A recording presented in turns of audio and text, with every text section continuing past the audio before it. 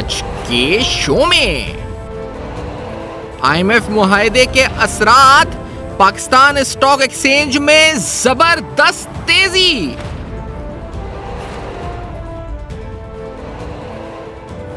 रुपए की कदर में भी बेहतरी, महंगाई की शरह 29% पर आ गई।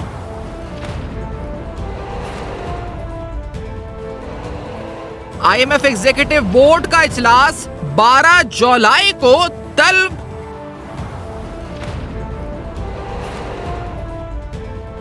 IMF की कठिन शराइत,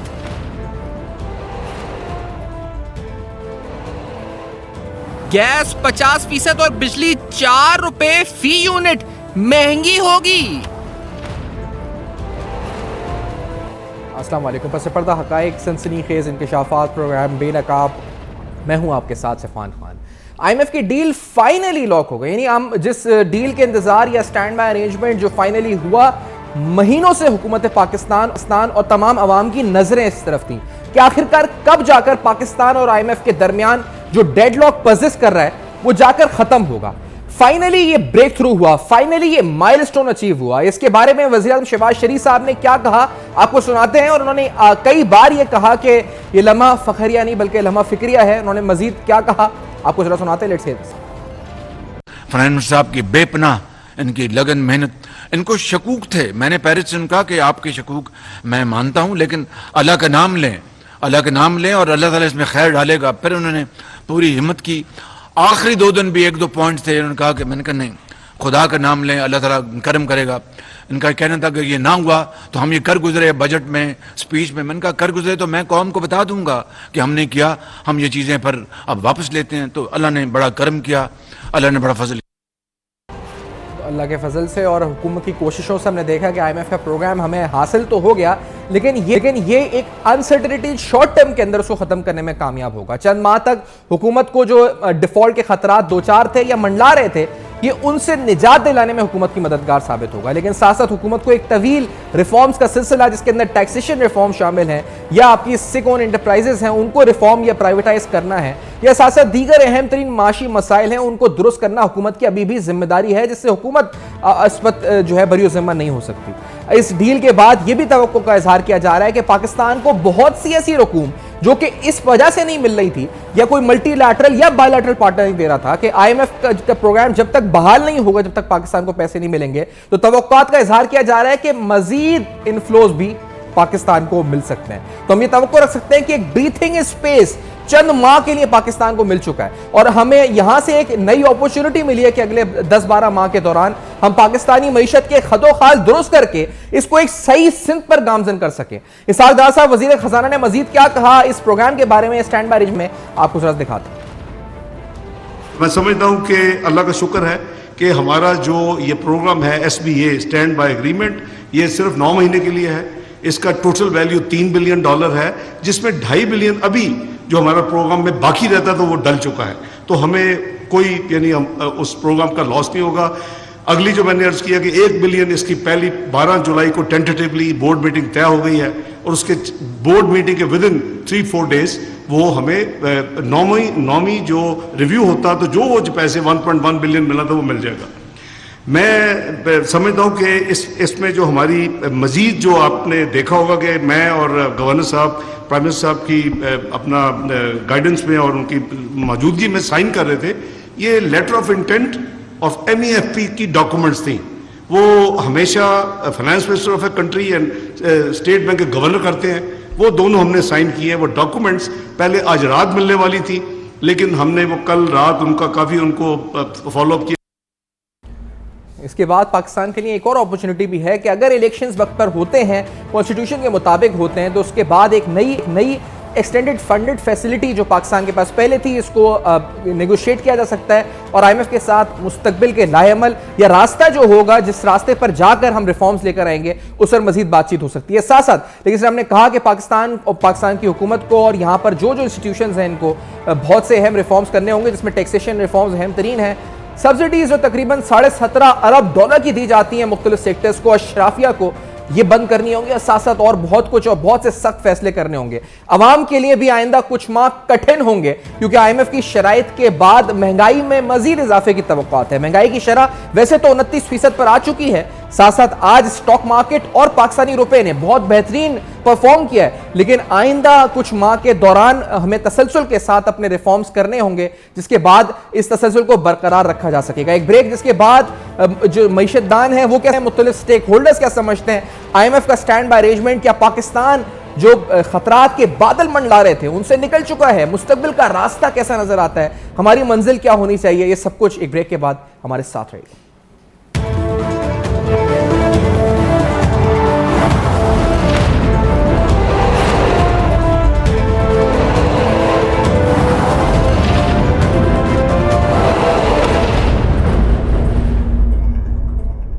वेलकम बैक। आप देख रहे हैं बेनकाब। बेनकाब में अहम तरीन सवालात आज स्टॉक मार्केट, पाकिस्तानी रुपा, गोल्ड की कीमतें, साथ साथ मूडीज़ या दीगर इन्वेस्टमेंट सर्विसेज की तरफ से जो कमेंट्स आए, बॉन्ड्स की पाकिस्तान की रेटिंग्स, हर तरफ हमने देखा कि मुस्बत रुझान नजर आया। एक कमेंट जो मैं आपके सामने मूडीज़ इन्वेस्टर सर्विस की तरफ से रखता जाऊँ सामने, उनके एनालिस्ट की तरफ से उन्होंने कहा जी, it is uncertain that the Pakistan government will be able to secure full $3 billion of IMF financing during the 9-month standby arrangement program. ये ग्रेस लिम उनके एनालिस्ट हैं मूडीज इन सिंगापुर, जिनके कमेंट्स हैं ब्लूमबर्ग में। Doctor Feroz Saleem साहब साथ हैं और हारून शरीफ साहब हमारे साथ मौजूद हैं। दोनों माहिर मईशत भी हैं। हारून शरीफ साहब इस वक्त बोर्ड ऑफ इन्वेस्टमेंट के साबिक चेयरमैन भी रहे हैं। फरोज सलीम साहब लिखते भी हैं मईशत पे। फरोज साहब ये बताइएगा कि अभी भी रिस्क का इजहार कर रहे हैं, मूडीज हो गया, फिच हो गया, कि कुछ है रिस्क? अभी जिस तरह ये कमेंट है कि अभी भी वो अश्योर उनको पूरी नहीं है एश्योरेंस कि हम पूरी फाइनेंसिंग अवेल कर सकेंगे इन द 9-month पीरियड, तो क्यों है ये रिस्क अभी फरोज साहब? देखिए सबान साहब, पहली हकीकत ये है कि डिफॉल्ट टल गया, ये सब खबर। आपने भी शायद अपने इब्तिदाई में कहा कि डिफॉल्ट टल गया 9 महीने के लिए, तो आप सोचिए पाकिस्तान में रहने वाले और पाकिस्तान के लिए जो एक बहुत बड़ी वो गैर यकीनी की फजा सामने थी कि डिफॉल्ट हो जाएगा तो उसके बाद क्या होगा, तो इसमें कोई शक नहीं कि डिफॉल्ट टल गया। दूसरी हकीकत यह है कि हम IMF का जो पैकेज हमने 2019 में साइन किया था उसका 9th रिव्यू में हम फेल हो गए, इसमें भी कोई शक की बात नहीं। फिर ये इसको आप एक लाइफ लाइन जानिए, इसको आप कह सकते हैं कि एक ब्रीदिंग स्पेस है, सांस लेने की जगह पाकिस्तान को मिल गई है। $3 अरब का इजाफी कर्जा है, कोई लड्डू का या बर्फी का डब्बा नहीं है, ये मुफ्त में नहीं है, इजाफी कर्जा लिया है हमने। अच्छा, दूसरी बात मैं समझता हूं कि देखिए नवंबर के महीने से इसके ऊपर मुज़ाकरात चल रहे थे और मैं समझता हूं कि एक माशी फैसला था, वो सियासी बुनियाद पे लिया जा रहा था कि हम उसका IMF के पैकेज का हिस्सा नहीं बने और उसका बहुत बड़ा नुकसान होगा। नवंबर से जुलाई के दौरान अगर आप माशी नुकसान गिनना शुरू करें, आप सोचिए कि एक्सपोर्ट कोई 3-4 बिलियन नीचे आई है, रेमिटेंस से भी कोई 3-4 बिलियन का नुकसान है, लार्ज स्केल मैन्युफैक्चरिंग नीचे गई है, करेंसी की डिवैल्यूएशन हुई है, उसके नतीजे में बेरोजगारी है, गुर्बत है। मेरे तखमीने के मुताबिक जो नवंबर से जुलाई तक का हमारा माशी नुकसान हुआ है, बिकॉज हुकूमत ने एक सियासी फैसला किया था कि वो IMF का हिस्सा नहीं बने, वो लगभग $8-10 अरब से कम का नहीं है। तो ये हमें सबक सीखना चाहिए कि अगर आप माशी फैसले करेंगे सियासी बुनियाद के ऊपर तो फिर इस किस्म के नुकसानात होते हैं, ये बहुत बड़ा नुकसान है। और शायद फरोज साहब इसी वजह से अभी भी जो जैसे मूडीज के इन्वेस्टर सर्विस के कमेंट हैं कि वो अभी भी उनको they are uncertain that the Pakistan government will be able to secure the full $3 billion in the 9 months। तो क्या अभी भी पॉलिटिकल रिस्क है जिसकी वजह से दे आर अनसर्टेन, या कोई और रीजन है जिसकी वजह से दे आर अनसर्टेन स्टिल? देखिए, एक तो बात वाज़ेह है कि जो एतबार और एतमाद का रिश्ता होना चाहिए वजारत खजाना और IMF के दरमियान, वो एग्जिस्ट नहीं करता। देखिए, ये IMF से हमने पैसे लेने थे, ये बात वाज़ेह हो गई कि वज़ीर खजाना के पास या वजारत खजाना के पास कोई प्लान भी नहीं था, प्लान एक ही था और वो था IMF के पास जाना। अब आपने जाना IMF के पास है और उसके ऊपर इल्जाम लगाना कि IMF हमारे खिलाफ साजिश कर रहा है, कि IMF पाकिस्तान को श्रीलंका बनाना चाहता है। मैं समझता हूं कि ये इस किस्म के इल्जामात पाकिस्तान के अपने मुफाद में नहीं थे, तो ऐसे इल्जामात लगाना पाकिस्तान को, इन इल्जामात ने पाकिस्तान को नुकसान पहुंचाया है। तो एतबार और एतमाद का रिश्ता तो नहीं है। फिर जो शराइत हैं, देखिए स्टेट बैंक को वाज़े पैगाम है कि आपने फॉरेन एक्सचेंज की मार्केट में मुदाखलत नहीं करनी, बंद कर देनी है। जी। उसके बाद मिनिस्ट्री ऑफ फाइनेंस को कहा है कि आपने प्राइमरी सरप्लस बजट का जो खसारा है उसमें कमी लानी। फिर जो बिजली के हवाले से कोई ₹8.25 रेट पड़ेगा, वहां कहा गया कि नॉन टारगेटेड सब्सिडी नहीं देनी। तो इस किस्म के काम इलेक्शन ईयर के दौरान क्या हुकूमत कर पाएगी? तो मेरा ख्याल है कि इसके ऊपर वो जो मूडीज वाले हैं उनको कुछ शक शुबहात उठ रहे हैं कि शायद पूरे $3 बिलियन पाकिस्तान हासिल ना कर। आप दुरुस्त कह रहे हैं फरजा, क्योंकि ये कहते हैं कि high interest rate and inflation to constrain government spending as well as business investment, इस पर भी आप तबसरा कीजिएगा। दूसरा जो आपने बात की कि जो अनसर्टेन वो हैं, वो कहते हैं revenue raising measures will be tested as country goes into elections due in October 2023। तो ये बड़ा इम्तिहान होगा कि इलेक्शन अक्टूबर 2023 में अगर एज पर कॉन्स्टिट्यूशन है तो उस दौरान आप जो रेवेन्यू मेजर्स हैं उनको टेस्ट हम करें, लेकिन फिर केयरटेकर आ चुके होंगे। तो आप क्या समझते, उम्मीद है कि ये कंटिन्यू करेगा या नहीं? देखिए, 3 हुकूमतें जो हैं वो इस स्टैंड बाय एग्रीमेंट के दौरान गुजरेंगी। अच्छा, एक हासिल हुकूमत है, फिर एक अबूरी हुकूमत आएगी, उसके बाद इलेक्शन के बाद एक और हुकूमत आएगी।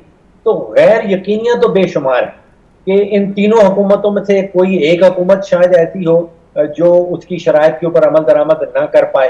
और हमारी तारीख ऐसी रही है। आप सोचिए कि पिछले 73 सालों में हमने 23 प्रोग्राम किए और 23 में से सिर्फ एक प्रोग्राम ऐसा है, और वो भी कोई 1 दर्जन वेवर्स के बाद, जो हमने मुकम्मल किया। तो तारीख अगर हमें कुछ बताती है तो वो तारीख ये बताती है कि हम वादे करने के बाद उन पे अमल दरामद नहीं कर पाते।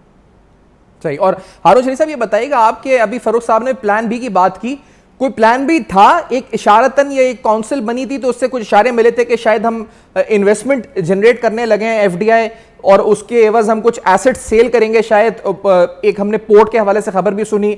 तो ये लगा ये कि ये शायद प्लान बी है कि 2 ममालिक पाकिस्तान में सरमायाकारी करेंगे। आप सरमायाकारी बोर्ड के चेयरमैन रहे, आपके नजदीक was it a plan B, या ये भी इतना फुल प्रूफ या नहीं था ये स्ट्रैटेजी ये वाली? जी सफान साहब, देखिए, जो प्लान बी तो हर मुल्क को चाहिए कि वो आईएमएफ के पास बेल आउट के लिए, ताकि उसको ना जाना पड़े। लेकिन सवाल ये पैदा होता है कि ये प्लान बी जो होता है, ये कोई 10 बरस का होता है, ये कोई 10 दिन का नहीं होता या 10 माह का नहीं होता। तो हमें एक प्लान तो लॉन्ग टर्म बनाने की जरूरत है, जिसमें हम एसेट्स को भी सेल कर सकें, डिसइन्वेस्ट भी कर सकें, डेट को हम इन्वेस्टमेंट से स्वैप कर सकें। लेकिन इस पर 2 सवालिया निशानात हैं। पहला सवाल तो ये है कि ये प्लान एग्जिस्ट नहीं करता क्योंकि हमने नहीं देखा। दूसरा सवाल इसके अंदर ये है, ये करेगा कौन? क्योंकि ये एक इंतहाई प्रोफेशनल काम है, जो एक ड्यू डिलिजेंस के साथ, जिनको दुनिया का पता हो। अगर आपने दुनिया के अंदर प्लेस करनी है, प्राइसिंग कैसे करनी है, निगोशिएशन क्या करनी है। हमारा जो ट्रैक रिकॉर्ड है इंटरनेशनल निगोशिएशंस का या लीगल एग्रीमेंट्स का, बहुत कमजोर है। अब मैं आपका आता हूं कि तो प्लान बी तो एज सच है नहीं, इंटेंट है, और इंटेंट हमारी आज से नहीं है, 20-25 साल से है। तो हमें यह सोचने की लेसन लर्न ये है कि हमारे पास प्लान बी बनाने की सलाहियत क्यों नहीं है, और उसको इंप्लीमेंट करने के लिए इदारे क्यों नहीं है। तो यह सवाल, ओवरसाइट काउंसिल का तो काम उसको डायरेक्शन देना है, लेकिन ये करना किसने है। अब आइए आईएमएफ के ऊपर आपके सवाल पे मेरे 1-2 कमेंट्स हैं। देखिए, बड़ा सीधी सी बात है कि हम जो एक्सटेंडेड फंड फैसिलिटी थी उसको हम मुकम्मल नहीं कर पाए। हमें एक खुशाइन बात यह है कि एक स्टैंड बाय अरेंजमेंट के तहत $3 बिलियन के लगभग की कमिटमेंट दी गई है। हमारे ऊपर पूरी दुनिया के इदारे जो हैं अभी भी वो सस्पिशियस हैं, क्योंकि हमारा ट्रैक रिकॉर्ड बहुत कमजोर है, हमारे पॉलिटिकल स्टेबिलिटी सवालिया निशान है, हमारा एक फ्रेगमेंटेड हुकूमत का स्ट्रक्चर है, फेडरेशन और सूबों का। जब तक वो यकजा होकर अपोजिशन से मिलके कुछ तरजीहात इकोनॉमिक नहीं बनाएंगे, बहुत सी रिफॉर्म्स नहीं हो पाएंगी। इलेक्शन आ रहा है, हुकूमत हिस्टोरिकली एक लूज खर्चे करती रही है। जो सवाल उन्होंने कमेंट किया भी है कि अगर इलेक्शन में जाते हैं और आप जो आपका फिस्कल डेफिसिट है, बजट डेफिसिट, उसके टारगेट्स फिर खराब हो जाते हैं, फिर क्या होगा। तो ये सवालिया निशान तो रहेंगे। मैं बारहा कह रहा हूं कि इनमें पढ़ने की बजाय हमें सीखने की जरूरत है कि हम बारहा एक ही डगर पे क्यों चलते हैं? देखिए, हर चीज सियासी पॉपुलिज्म नहीं होती है। ये एक टेक्निकल चीज है, इसको सियासी पॉपुलिज्म से हमें थोड़ा सा डीरेगुलेट करने की जरूरत है। सियासत चलती रहेगी, फ्लक्स आता रहेगा, वॉलेटिलिटी आती रहेगी, लेकिन कुछ चीजें जो हमारी बैनुल अक़वामी कमिटमेंट्स हैं, जिसपे मुल्क की साख, मुल्क की स्टेबिलिटी का इन्हिसार है, उसको आप 3-4 इदारों को डेलीगेट कर दीजिए, उनको डील करने दीजिए और वहां कोई न्यूट्रल और तगड़े प्रोफेशनल को लगाएं जिन पे आईएमएफ भी एतबार करे। अब मेरी वरी ये है कि ये प्रोग्राम आईएमएफ का जो वजीर आजम साहब ने अपना जाती कैपिटल इस्तेमाल करके एक विंडो खोली है। अब वजीर आजम साहब अगर केयर टेकर गवर्नमेंट आ जाती है तो वो विंडो तो बंद हो गई। Exactly. तो क्वेश्चन है कि कम्युनिकेशन चैनल के लिए एक इंटरलॉकुटर चाहिए जो मजबूत हो, जिसको समझ हो, जिसको एक्सपोजर हो और उसके पास डेलीगेटेड अथॉरिटी हो या के प्रायर एक्शन। सही, तो ऐसी सूरत हाल में मैं आप दोनों से सवाल पूछना चाहूंगा। फारूक सलीम साहब, पहले आपसे, इलेक्शंस हम अफोर्ड जा तो रहे हैं, एज पर कॉन्स्टिट्यूशन होने चाहिए, सब कह रहे हैं, तो ये जो नया प्रोग्राम आईएमएफ का है, केयर टेकर गवर्नमेंट आए, वो डील करे आईएमएफ से, इस प्रोग्राम को कंप्लीट करे, नया प्रोग्राम नई इलेक्टेड गवर्नमेंट नेगोशिएट करे, ये रोड मैप दुरुस्त है फारूक साहब, या फिर कोई ऐसा आईनी रास्ता, जैसे वजीर खजाना ने भी कहा था कि मौजूद है लेकिन वो उसकी हिमायत नहीं करते, कि यही पार्लियामेंट या फिर यही हुकूमत जो है ये इस पर ये इसको लेके चले इस प्रोग्राम को आगे? क्या आप समझते हैं फारूक सलीम साहब? देखिए, इलेक्शन के हवाले से अगर आप तारीख देखते हैं तो पिछले 48 सालों में हम 11 इलेक्शन करवा चुके हैं और उन 11 इलेक्शन का नतीजा भी आपके सामने है। जो इलेक्शंस में मुंतखब होके आते हैं उनके तो बारे निगारे हो, उनके तो जेबें भर जाती हैं। जिन्होंने वोट डाले होते हैं उनकी पोजीशन पहले से भी ज्यादा कमजोर हो जाती है।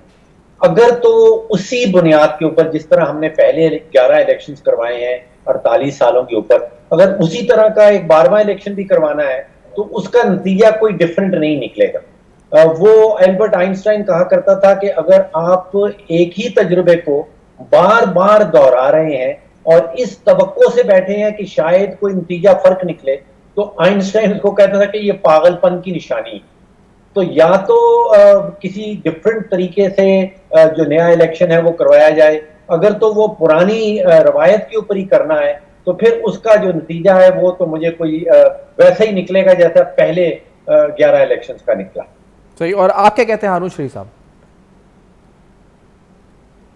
देखिए, मेरा इसके अंदर बड़ा क्लियर जी व्यू है कि पॉलिटिकल जो सिनेरियोज मैं देख रहा हूं फ्यूचर के, मुझे वो फोर्सिएबल फ्यूचर में वॉलेटाइल दिखाई देते हैं। पाकिस्तान अभी उस मेच्योरिटी की लेवल पे नहीं है और ये हमें समझना चाहिए और ये इसमें कोई गलत बात नहीं है। एक चलती है नेशन, उसके अंदर इदारा बनते वक्त लगता है। हमारा जो पॉलिटिकल पार्लियामेंट का इदारा और सिस्टम है वो अभी कमजोर है। अब सवाल ये पैदा होता है कि जब ये सूरत हाल है तो फिर हम एक उस इदारे पे इतना इन्हिसार क्यों कर रहे हैं कुछ चीजों का जो कि प्रोफेशनल इदारे हैंडल कर सकते हैं।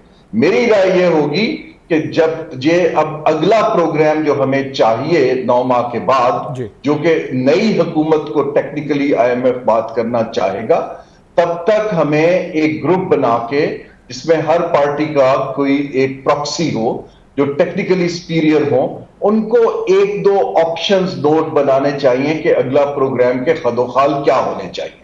मैं आपको यहां यह भी बता देता हूं कि जब पीटीआई की हुकूमत आ रही थी तो मैं उस वक्त की केयर टेकर फाइनेंस मिनिस्टर को लेके, जो इनकमिंग फाइनेंस मिनिस्टर थे असद उमर साहब, उनके घर लेकर गया था कि देखिए अभी आपके आने में कोई महीना डेढ़ रहता है, हालात इस वक्त इस तरह के हैं, एक ऑप्शंस नोट लिख लेते हैं ताकि आप आते ही आपके पास इन 2-3 ऑप्शंस में से एक आप पिक कर सकें।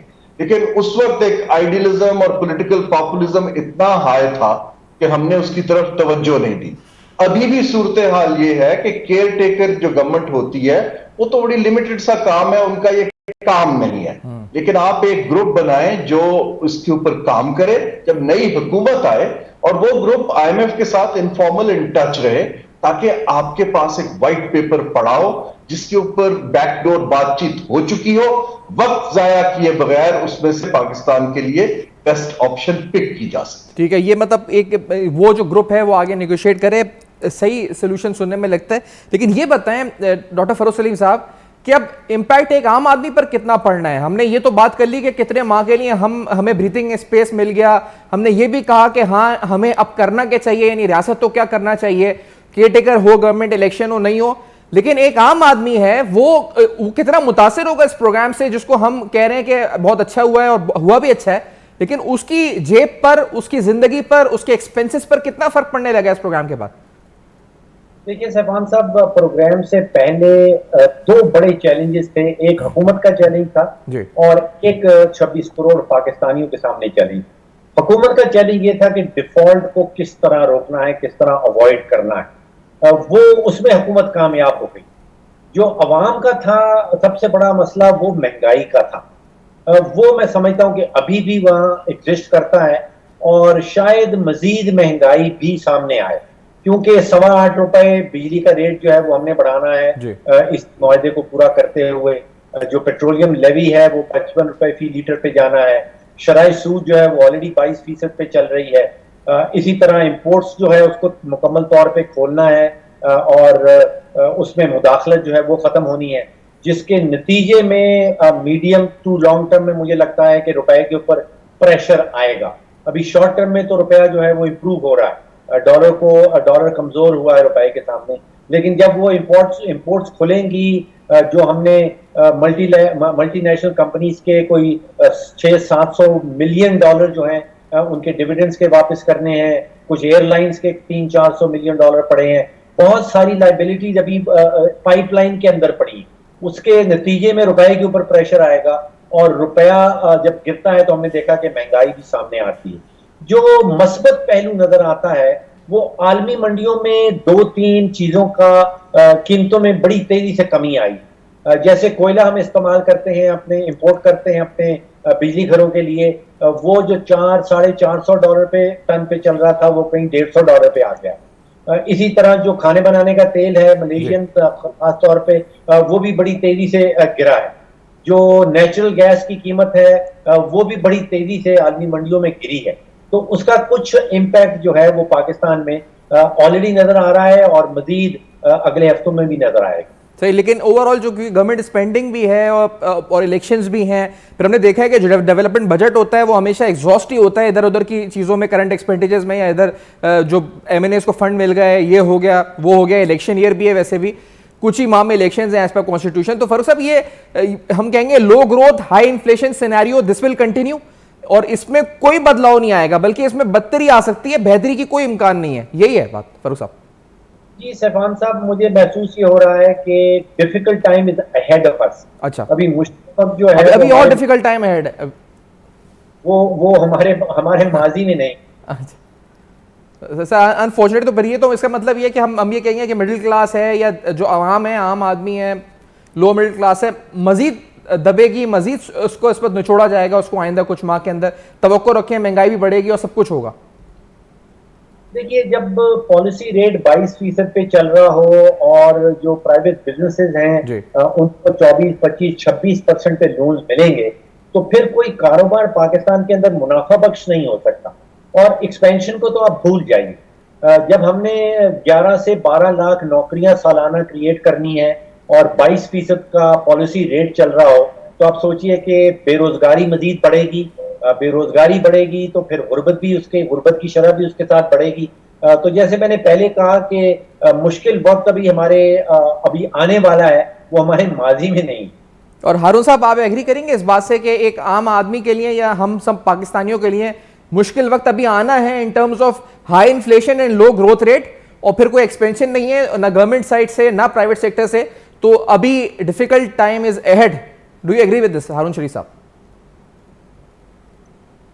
जी, अभी तो मईशत के सारे इशारे नीचे की तरफ हैं। अल्लाह करे कि अभी पहले तो 1 साल लगेगा उनको संभलने में, लेकिन हम थोड़ा सा क्लियर हो जाए कि आम आदमी होता कौन है। exactly. अगर तो आप बात कर रहे हैं 40% की जो सतह गुर्बत के आसपास है या नीचे हैं, उन बेचारों का हालात पहले भी खराब थे, लेकिन उनको तो कैश ट्रांसफर से हुकूमत मदद करेगी, IMF भी उसको सपोर्ट कर देगा, कुछ ना कुछ जाएगा ताकि वो अपना सर्वाइवल इंश्योर कर सके, एटलीस्ट फूड सिक्योरिटी का, शेल्टर का।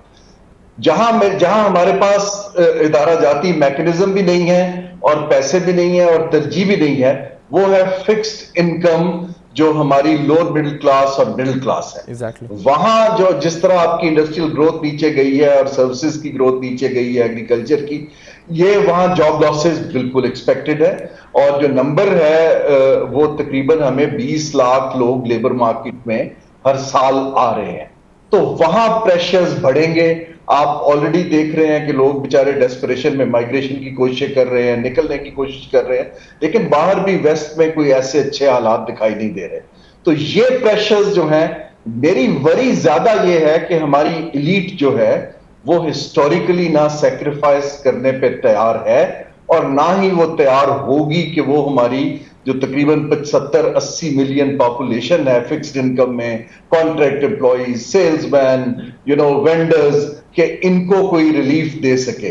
बल्कि आपको याद हो तो कोविड के दिनों में उनको सस्ते सूद के ऊपर उन्होंने कर्जे निगोशिएट किए थे गवर्नमेंट से कि अदरवाइज हम सबको जॉब से निकाल देंगे। Exactly. तो अब जो अगर आपकी एलीट थोड़ी सी हमारी हिम्मत करे और पाकिस्तान की हुकूमत को मदद करे, हुकूमत अकेली ये जॉब क्रिएशन का काम और सोशल सेफ्टी नेट्स का काम नहीं कर पाएगी। एडजस्टमेंट का पीरियड है, टेक्निकली 2 से 3 साल लगते हैं, वो भी अगर आप कंसिस्टेंट पॉलिसी की सिमत रख सके और इदारों को मजबूत करें। अगर हम ये नहीं कर पाते हैं तो देन आई एम अफ्रेड कि things will go very bad. लेकिन अभी 2 से 3 साल मुझे कोई खुशहाली का दौर नहीं नजर आता। हाँ, स्टेबिलिटी और स्ट्रेंथनिंग की मैं दुआ करता हूं कि पाकिस्तान करे, जिस फुटिंग के ऊपर हम खुशहाली की तरफ जा सकते। अच्छा, और एक्सटर्नल साइड पे भी हारून शरीफ साहब ये बता दें कि अब हमें IMF के $3 बिलियन इंशाल्लाह 9 माह में हम ये जो है पूरे जो है सिक्योर करते हैं, मिल जाते हैं। इसके अलावा जो हमारे चैलेंजेस हैं, एक्सटर्नल डेट ऑब्लिगेशंस हैं, आपको क्या लगता है इनफ्लोज और आउटफ्लोज का अगर आप आगे की प्रोजेक्शंस देखें तो क्या हम कह सकते हैं कि for at least for the next year हम नेक्स्ट फिस्कल तक we are on the safe side? देखिए, सेफ साइड सफान, अगर तो ये सेफ साइड है कि हमने कुछ रोल ओवर्स कर लिए, कुछ मल्टीलैटरल से लेके हमने सिर्फ ऑब्लिगेशंस को मीट कर दिया, यस आप ठीक कह रहे हैं, ये हो जाएगा और पाकिस्तान कर लेगा। लेकिन सवाल ये पैदा होता है कि हमें तो इस वक्त पैसा चाहिए, हम डेट स्ट्रेस्ड कंट्रीज हैं, हम ये कर्जे पकड़ पकड़ के सस्टेन नहीं कर पाएंगे। अगर 1 साल गुजार भी लेंगे, जिस मुल्क का 50% से ज्यादा का बजट सिर्फ सूद की पेमेंट्स में जा रहा हो, हमें डेफिनेटली एक मैसिव स्ट्रक्चरल चेंज की तरफ जाना है। और वहां मैं आपको बताता चलूं कि हमारे पास इस वक्त जो गवर्नमेंट के एसेट्स को प्लेस करने के अलावा, मैं बार बार कह रहा हूं, चारा नहीं है। और उसके लिए हमें इदारों के अंदर प्रोफेशनल्स को लाके स्पीड अप करना पड़ेगा ताकि हम रिप्लेस करें। फॉर इंस्टेंस मैं आपको बताता हूं, जब हमने ये बायलैटरल लोन्स नेगोशिएट किए थे, मैं हिस्सा था वहां पे, हमें ऑप्शंस दी गई थी कि आप डिपॉजिट ले लीजिए या आप इन्वेस्टमेंट ले लीजिए, क्योंकि इन्वेस्टमेंट में टाइम लगता था।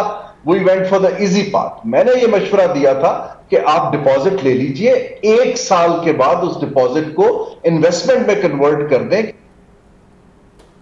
सही।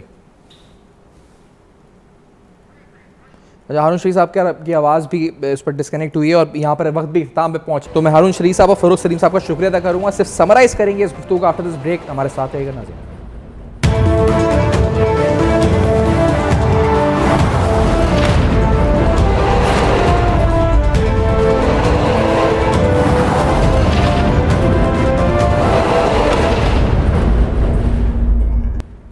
Welcome back. आप देख रहे हैं बेनकाब। तो आइंदा कुछ माह पाकिस्तान की गवर्नमेंट रियासत के लिए अहम फैसले करने का वक्त है।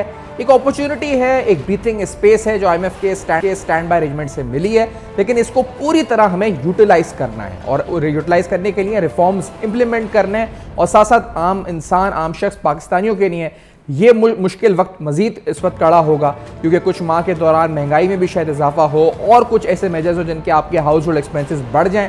तो डेफिनेटली आइंदा कुछ माह कुर्बानी मांगते हैं आम आदमी से भी, लेकिन हम तवक्को रखते हैं कि जो एलीट है वो दे कुर्बानी और पाकिस्तान उन रिफॉर्म्स के जरिए इन मसाइल से हमेशा के लिए निकल सके, सस्टेनेबल इकोनॉमिक ग्रोथ के रास्ते पर जा सके। For your feedback you can write us on Facebook, emails and Twitter, जो आपके सामने फ्लैश कर रहे हैं। देखते रहिएगा अब तक। अपना बहुत ख्याल रखिए।